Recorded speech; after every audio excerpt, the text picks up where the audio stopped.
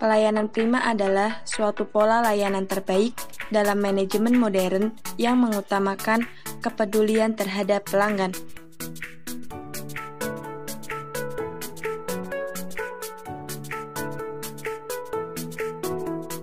Satu, kemampuan atau ability. Kemampuan tertentu yang meliputi kemampuan kerja di bidang kerja yang ditekuni yang dibutuhkan untuk menunjang program layanan prima atau excellent service. 2. Sikap atau attitude. Perilaku tertentu yang harus ditonjolkan ketika berhadapan dengan pelanggan. 3. Penampilan atau appearance.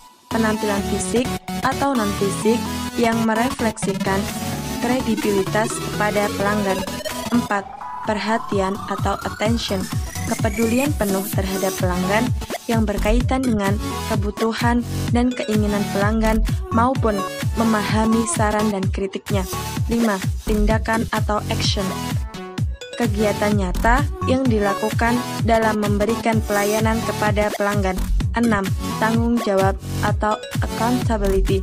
Sikap keberpihakan kepada pelanggan sebagai bentuk kepedulian untuk meminimalkan ketidakpuasan pelanggan.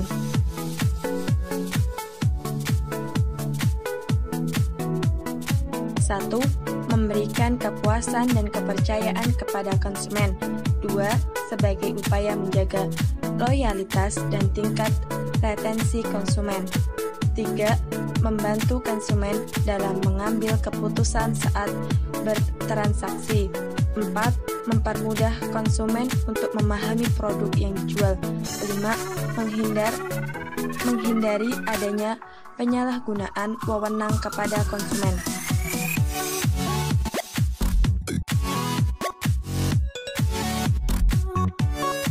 Adapun karakteristik kualitas yang dimiliki pelayanan prima diantaranya sebagai berikut.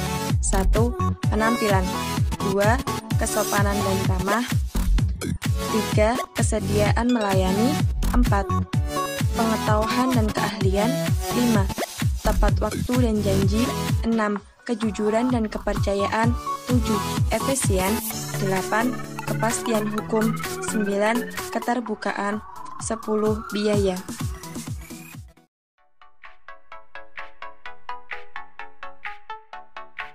Tamu adalah seseorang yang berkunjung ke tempat orang lain atau tempat perjamuan. Tamu ini juga dapat disebut sebagai seseorang ataupun kelompok yang ingin mengunjungi suatu perusahaan ataupun instansi untuk kepentingan pribadi ataupun kelompok.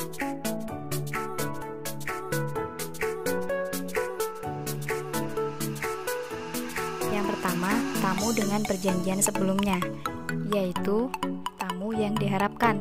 Bila pimpinan sudah siap untuk menjumpainya, maka sekretaris dapat mempersilahkan tamu masuk menemui pimpinan.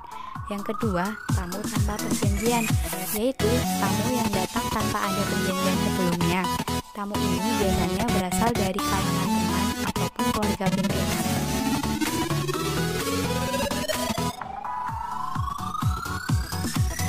Yang pertama, memberi salam dan menegur tamu dengan ramah dan sopan. Yang kedua, harus mengerti apa yang dibicarakan dan apa yang tidak boleh dibicarakan dengan tamu. Yang ketiga, dapat melayani tamu dan memberi informasi yang dibutuhkan. Yang keempat, apabila pimpinan tidak dapat menerima tamu, beri penjelasan yang baik, jangan sampai menyinggung perasaan tamu. Yang kelima, usahakan agar tamu merasa senang apabila tamu terpaksa harus menunggu, dan sediakan bahan bacaan seperti koran, majalah, atau bahan lain di ruang tamu. Dan yang terakhir, berikan perhatian kepada setiap tamu dan segera ambil keputusan. Bila tamu ternyata harus dapat disalurkan ke lain pejabat atau lain bagian.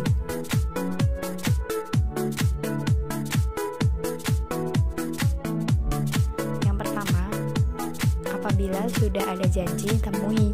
Apabila sedang ada tugas di kantor, harus memberitahukan. Yang kedua, apabila tamu masuk, hendaknya berdiri, tersenyum, dan bersalaman. Dan yang terakhir, berikan sapaan ramah kepada tamu. Yang pertama, ruangan harus nyaman, bersih, dan rapi. Yang kedua, mengatur ruangan tamu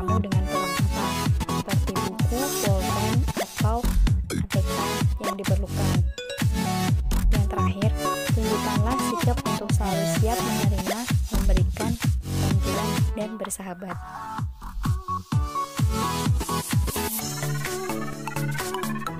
Yang pertama, jangan membeda-bedakan tamu. Yang kedua, sambutlah tamu dengan senyum dan sikap yang ramah. Yang ketiga, apabila tamu datang, segera sambut. Yang keempat, ketika mengantarkan tamu, tunjukkan ke arah yang dituju dengan telapak tangan ke arah atas dan jari rapat. Yang kelima, ketika mengantar tamu ke tempat tujuan, berjalan agak ke depan dengan posisi sedikit miring sambil sesekali menengok ke belakang untuk memperhatikan jalan tamu. Yang keenam, membukakan pintu untuk tamu. Dan yang terakhir, tamu dipersilahkan untuk masuk dan menunggu di ruangan tamu yang sudah disediakan oleh kantor.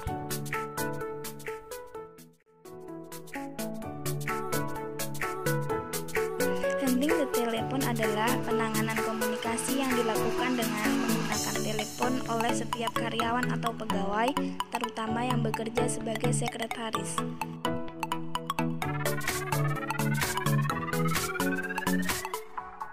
Yang pertama, pada saat telepon berbunyi, sebaiknya mengangkat gagang telepon sesegera mungkin. Yang kedua, angkat gagang telepon menggunakan tangan kiri, sedangkan tangan kanan untuk menulis di lembar pesan telepon jika diperlukan. Yang ketiga, memberi salam dan menyebutkan nama instansi kepada penelepon. Yang keempat, tanyakan dengan sopan tanpa terkesan menginterogasi. Yang kelima, dengarkan baik-baik permintaan penelepon, jangan memotong pembicaraan. Yang keenam, jika penelepon berkepentingan dengan orang lain, maka sambungkan segera kepada orang yang dituju. Kemudian jelaskan siapa dan dari instansi mana penelepon tersebut kepada orang yang dituju. Yang ketujuh, apabila orang yang dituju tidak ada di tempat, maka penerima telepon harus bisa menerima pesan yang ingin disampaikan penelepon. Catat dengan lengkap dan jelas, tanyakan dan catat kapan dan di nomor berapa penelepon bisa dihubungi. Pastikan pesan tersebut sampai kepada orang yang dimaksud. Yang kedelapan, ucapkan terima kasih pada setiap akhir pembicaraan dan ucapkan kembali salam selamat pagi, siang, atau sore. Yang kesembilan, beri kesempatan kepada penelepon untuk menutup telepon terlebih dahulu, kemudian tutup telepon dengan perlahan. Yang terakhir, bersikaplah tersenyum dan duduklah dengan sopan pada waktu berbicara melalui telepon.